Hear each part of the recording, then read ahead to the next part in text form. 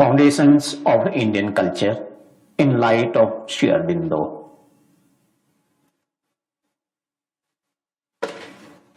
Is India Civilized? Chapter 2. इसकी summary आज हम देखेंगे प्रथम 8 पैराग्राफ की। Is India Civilized? Chapter 2. यह अध्याय हमें नए title the renaissance in India and other essays on Indian culture पुस्तक में मिलता है। पैरा 1 में Shri Aurobindo discusses the formula which European civilizations has accepted. यह एक ऐसी सभ्यता का सूत्र है जो बड़ी बुद्धिमानी के साथ एक यंत्र की भांति गठित है। This intelligently mechanized civilization supporting a rational and utilitarian culture. Para 2 में Sri Aurobindo discusses the formula of a spiritualized civilizations of India, जो सभ्यता मन, प्राण और शरीर को अतिक्रमण करके उसे एक उच्च आत्म संस्कृति की ओर पहुंचाने का प्रयास करती है।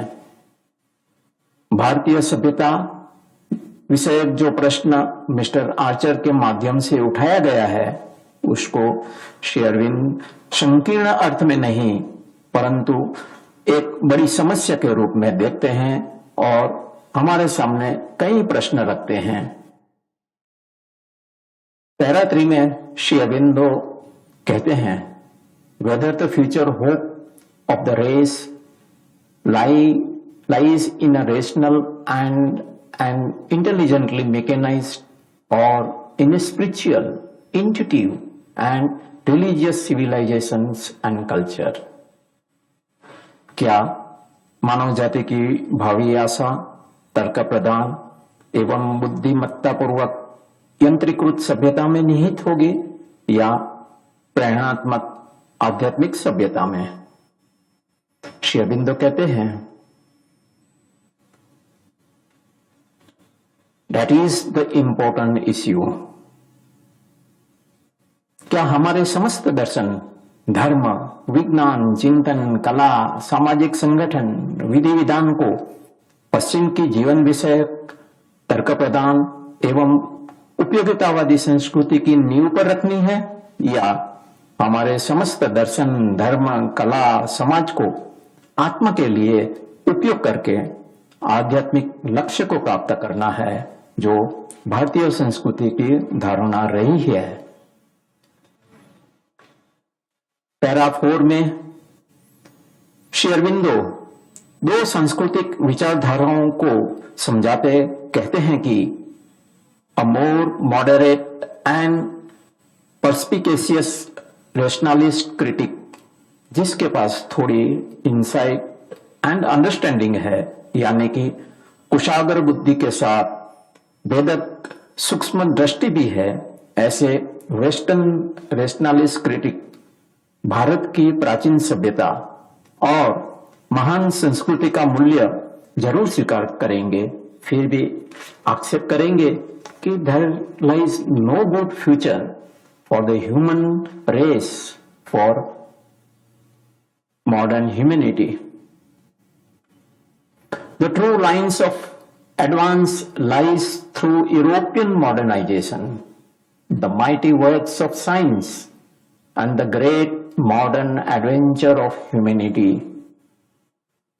उधर अपने आदर्श के प्रति निष्ठावान भारतीय विचारक यह तर्क प्रस्तुत करेगा कि reason and science and all other auxiliaries have their place in the human effort.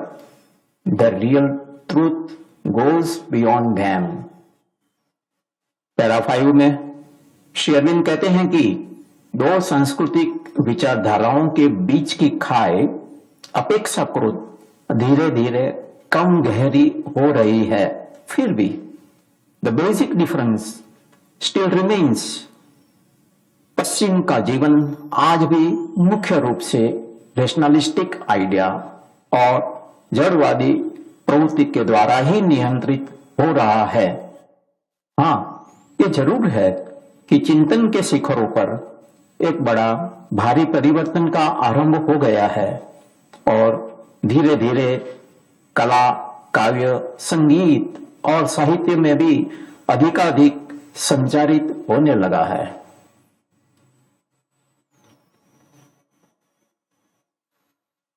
Schopenhauer और इमर्सन और कई छोटे मोटे विचारकों पर उपनिषदों और गीता का प्रभाव जरूर पड़ा था, लेकिन बहुत दूर तक नहीं फैला और जो छोटा मोटा परिणाम यह उत्पन्न कर सकता था उसे भी साइंटिफिक मटेरियलिज्म की प्रबल बाढ़ ने रोक दिया और यहां तक कि नष्ट भ्रष्ट भी कर डाला। 19वीं सदी का उत्तरार्ध इसी बाढ़ में निमज्जित हो गया था। पैरा 6 में श्री अरविंद कहते हैं कि नया आंदोलन उठा है और उन्होंने एक विजयशाली सफलता के साथ चिंतन और जीवन पर अपना अधिकार जमा लिया है। Indian monism has taken a subtle but powerful hold on many minds, दो often in strange disguises.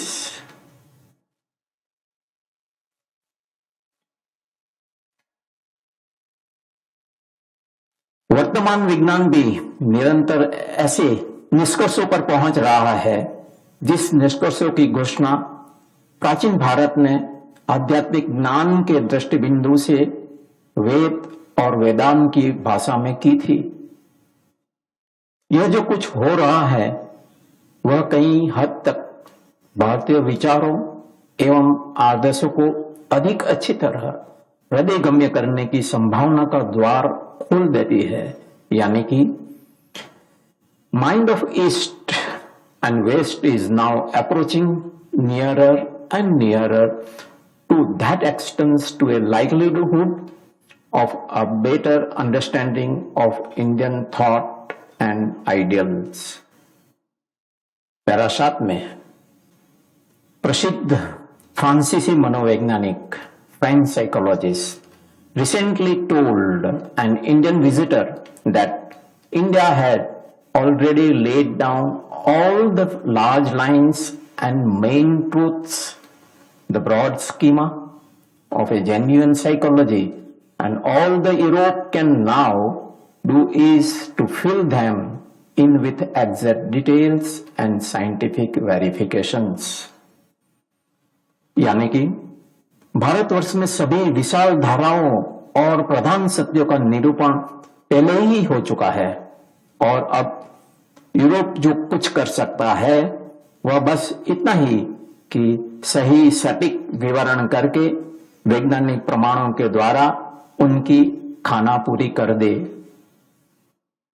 Para 8 यह परिवर्तन केवल दर्शन और चिंतन में दिखाई पड़ता है ऐसा नहीं, परंतु Indian art and decoration also have begun to be widely appreciated and have exercised a strong if subtle influence.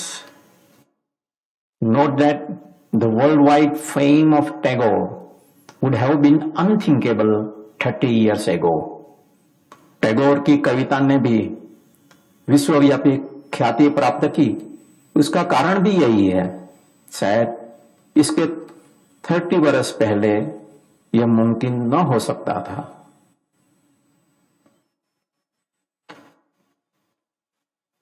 More and more the seekers of new truth are finding their spiritual home in India. सत्य के अन्वेषक भारत को अपना आध्यात्मिक निवास स्थान बना रहे हैं। अपनी अधिकांश प्रेरणा के लिए उसके ऋणी बन रहे हैं। यहां 8 पैरा का समरी हमने देखा। यह हमारा पहला भाग समाप्त होता है। दूसरे भाग में हम पैरा 9 से पैरा 16 तक यानी कि अध्याय के अंत तक की समरी देखेंगे। अस्तु।